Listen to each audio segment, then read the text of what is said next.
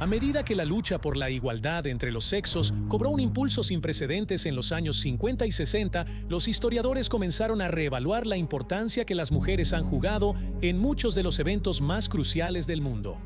Un caso principal se puede encontrar en ese día de infamia, el 7 de diciembre de 1941, cuando en las horas siguientes al ataque a Pearl Harbor, mientras el presidente Franklin D. Roosevelt reunía a su gobierno para abordar la crisis, fue su esposa, Eleanor, quien primero se dirigió a la nación en una transmisión de radio donde aseguró a millones de estadounidenses asustados que enfrentarían el desafío de frente y prevalecerían. Al mismo tiempo, en la asediada Gran Bretaña, la esposa del rey George VI, la reina consorte Elizabeth, fue descrita por el mismo Hitler como la mujer más peligrosa de Europa por su firme determinación y desafío, y su lealtad a su esposo, lo que inspiró un amplio apoyo público en esos tiempos oscuros. Pero podrías preguntar, ¿qué pasa con los grandes tiranos de la historia? ¿Quiénes fueron algunas de las mujeres más importantes junto a los hombres responsables de algunos de los actos más atroces registrados en las páginas de la historia humana? En el caso de la Alemania nazi, a menudo se cita a Eva Braun como equivalente a las esposas de los líderes aliados, y con razón, ya que ella estuvo al lado de Hitler hasta el último momento de su vida. Sin embargo, ella no fue de ninguna manera la única mujer que ocupó un lugar significativo al lado del Führer. En el episodio de hoy vamos a ver la historia de Magda Goebbels, esposa del ministro de propaganda Joseph Goebbels, amiga cercana y personal de Hitler, y la mujer que una vez fue etiquetada como la primera dama del Tercer Reich.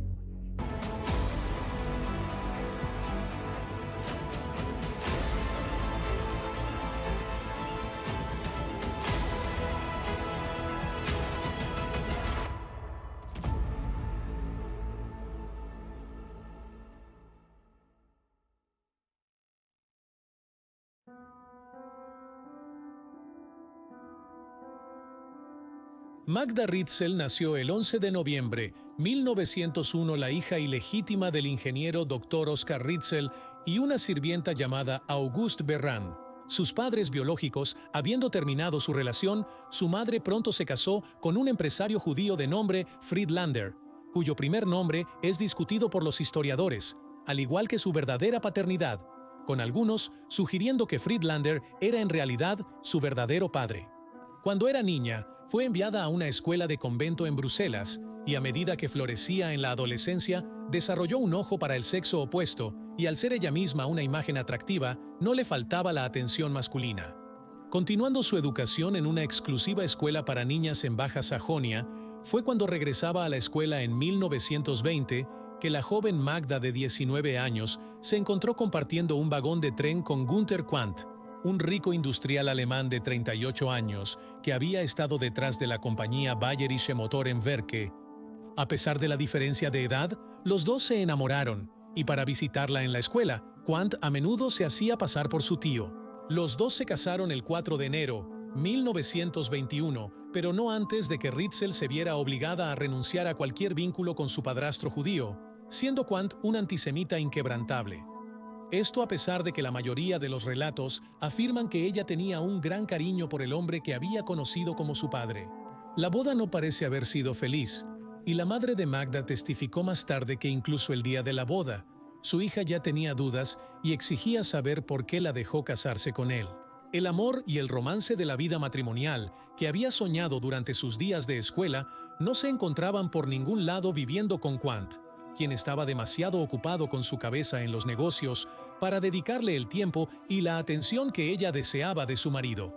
De hecho, se sentía más como una empleada de él y una vez al mes efectivamente la entrevistaba sobre los gastos del hogar. A los 10 meses de matrimonio, Magda dio a luz a un hijo al que llamaron Harold, pero incluso esto no calentó los afectos de Quandt por su esposa, viendo su papel como mujer en un mundo de hombres, en lugar de dos almas gemelas que se unen para crear vida, como ella lo veía.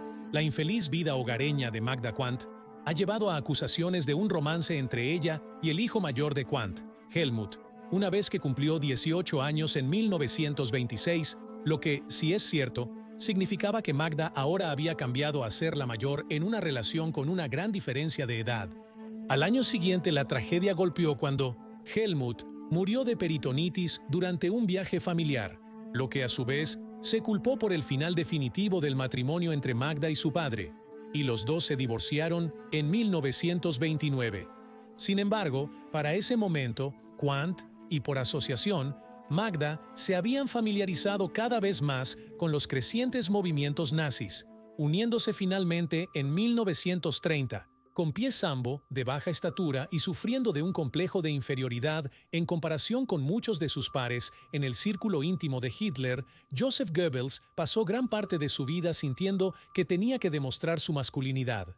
Dotado de oratoria y bendecido con una imaginación aguda, Goebbels fue una de las fuerzas impulsoras detrás de la expansión del partido nazi en la década de 1920, liderando el esfuerzo para reclutar nuevos miembros en la ciudad capital de Berlín, dando discursos poderosos que inspiraban y manipulaban a las audiencias que se reunían para escucharlos. Fue cuando la influencia nazi estaba al borde de alcanzar el poder que Goebbels se encontró en las órbitas de la cautivadora Magda. Inicialmente operando como un miembro discreto del partido, ayudando con la gestión diaria de la campaña para promover el nazismo, habiendo experimentado la vida de una mujer adinerada con encanto, pronto comenzó a darse a conocer a los altos escalones del partido nazi, esperando encontrar una posición más allá de distribuir carteles en las calles. Goebbels quedó inmediatamente impresionado por la hermosa joven, y es claro por sus diarios que para febrero de 1931 ambos habían comenzado una relación sexual. Esa relación le ofreció acceso a los otros nazis de alto rango e incluyó al mismo Hitler. Como muchos en Alemania, Magda se encontró bajo el hechizo del líder nazi casi inmediatamente, pero a diferencia de muchos otros, parecía que Hitler también estaba encaprichado con ella. Aunque la veía como un vehículo para promover los intereses del movimiento que estaba fomentando, más que por cualquier noción romántica, creía que su buena apariencia y encanto ayudarían a refinar y sofisticar la impresión del partido nazi, que en ese momento estaba sufriendo un problema de imagen debido a las a veces violentas travesuras de algunos de sus seguidores más fervientes, como los de la SA. Hitler quería que ella se casara con un alto nazi, y como ya había tenido una relación con Goebbels, él era la elección ideal, por lo que los dos se casaron el 19 de diciembre de 1931. La ceremonia tuvo lugar en Severin, bastante descaradamente, en la granja de la familia Quandt. El matrimonio estuvo lleno de celos y sospechas de infidelidad. Se informó ampliamente que Magda había aceptado el matrimonio solo como una forma de acercarse a Hitler, a pesar de que el Führer parecía no mostrar interés en buscar una relación romántica. Sin embargo, lo mismo se ha dicho también sobre las propias razones de Goebbels para el matrimonio. Herbert Dampring, el administrador de la casa de Hitler en el Berghof, dijo más tarde que Goebbels veía su estrecha relación como una forma de permanecer en la órbita cercana de Hitler. Al casarse con ella y hacerla dependiente de él, significaba que su posición era más segura si Hitler quería mantener la imagen nazi de belleza y sofisticación que proporcionaba Magda. Goebbels se encontró en una especie de crisis romántica cuando descubrió que Magda había estado brevemente involucrada con un hombre judío llamado Arlosarov, quien ahora era un importante líder sionista en Palestina. Cuando Arlosarov regresó a Alemania en 1933 para negociar la liberación de los judíos detenidos por los nazis, misteriosamente apareció muerto poco después de su regreso a Tel Aviv. Y aunque su asesinato podría haber sido un ataque antisemita puramente aleatorio, algunos han especulado que se llevó a cabo por instrucciones de Goebbels, por celos.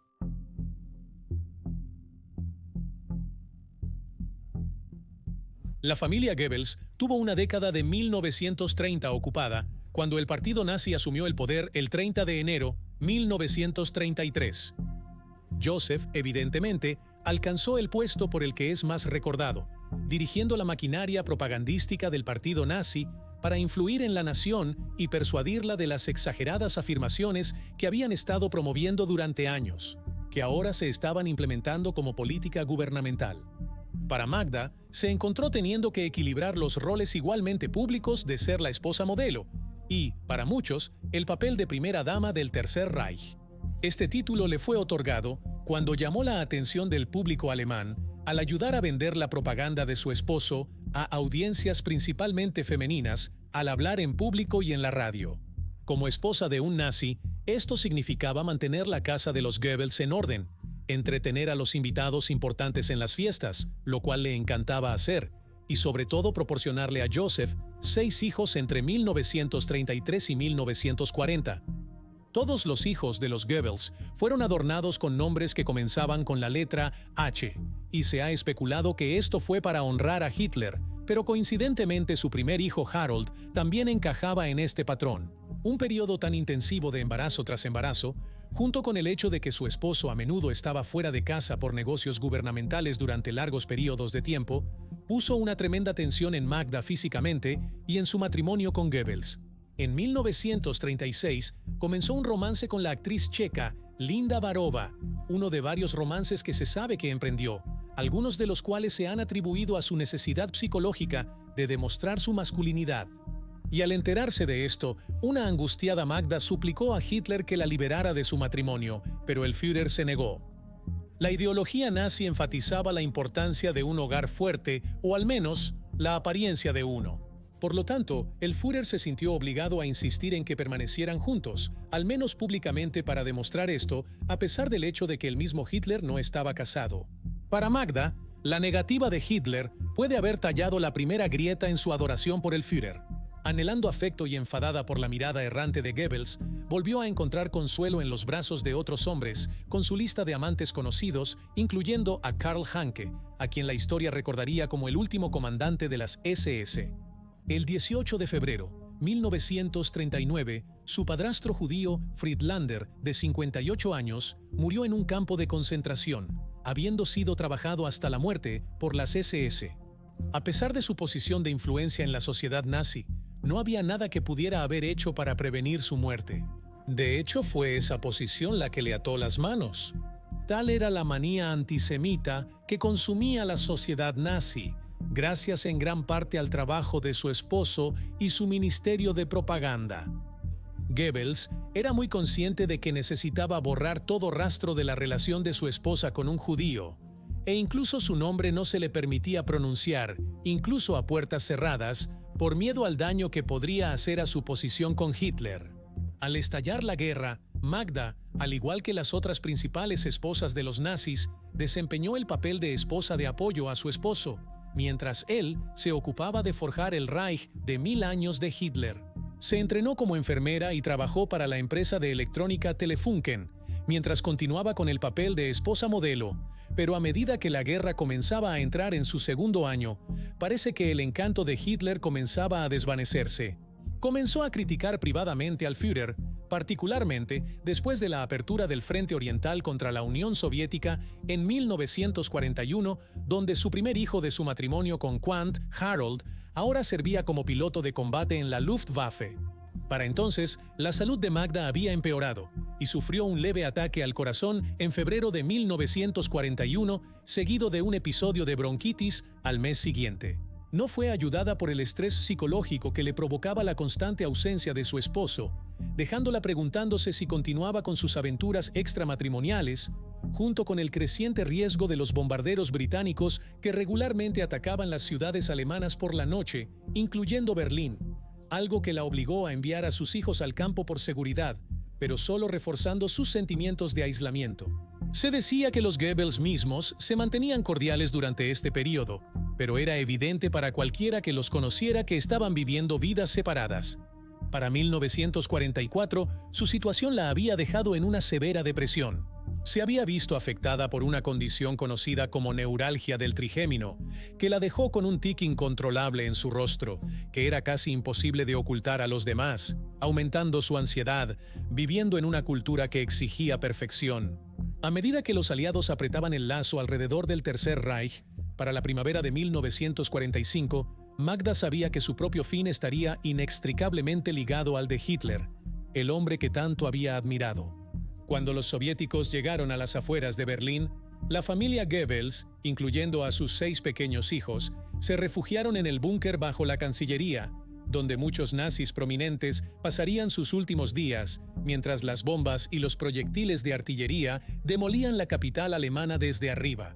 En un último acto de devoción mutua, fue Hitler quien ofreció hacer arreglos para que ella y sus hijos abandonaran la ciudad antes de que fuera demasiado tarde, pero Magda permaneció leal al Führer. Magda era plenamente consciente de lo que eso significaba para ella y su familia, y en una última carta a su primer hijo Harald, quien para entonces estaba en un campo de prisioneros de guerra aliado, ella explicó: «Debes saber que me quedé aquí contra la voluntad de papá, y que incluso el último domingo, el Führer quería ayudarme a salir. ¿Conoces a mamá? Compartimos sangre». Para mí no hubo vacilación. Nuestra gloriosa idea está arruinada, y con ella todo lo hermoso y maravilloso que he conocido en mi vida. El mundo que viene después del Führer y el nacionalsocialismo ya no vale la pena vivir, y por eso me llevé a los niños conmigo, porque son demasiado buenos para la vida que seguiría, y un Dios misericordioso me entenderá, y les daré la salvación.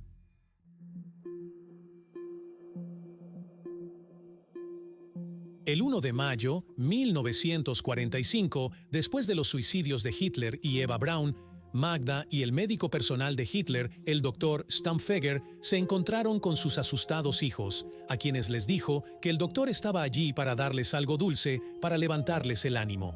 Sus palabras tenían la intención de darles consuelo y de disfrazar el hecho de que todos tomarían morfina para hacerlos dormir. Inconscientes uno por uno, los niños fueron luego inyectados con cianuro, algunos, si no todos, por la misma Magda. Los detalles exactos son discutidos. Luego regresó a su esposo en el Führerbunker, después de lo cual salieron a los jardines de la devastada Cancillería del Reich y se suicidaron juntos, cerca de donde el Führer, el hombre que había sido una parte tan importante de su matrimonio desde el principio, había sido enterrado junto con Eva Braun, quien vivió como su esposa solo durante 40 horas. La historia tiene una opinión algo desarticulada de Magda Goebbels. Algunos la ven como una chica con un entusiasmo por la vida, que, habiendo huido de un matrimonio sin amor, cayó bajo el hechizo de Hitler como tantos otros, llevándola a una relación condenada. Otros, sin embargo, la pintan bajo una luz muy diferente, que a pesar de su relación con su padrastro judío, posiblemente su verdadero padre, se entregó con gusto a la causa nazi, hasta tal punto que asesinaría a sus propios hijos antes que vivir en un mundo donde se permitiera vivir libremente a los indeseables. Como siempre con la historia, la verdad probablemente está en algún punto intermedio. Y ahí tienes la historia de Magda, la primera dama del Tercer Reich. Por favor, comenta abajo tus ideas y reacciones, da me gusta al video y suscríbete para apoyar el canal. Gracias por ver y nos vemos la próxima vez.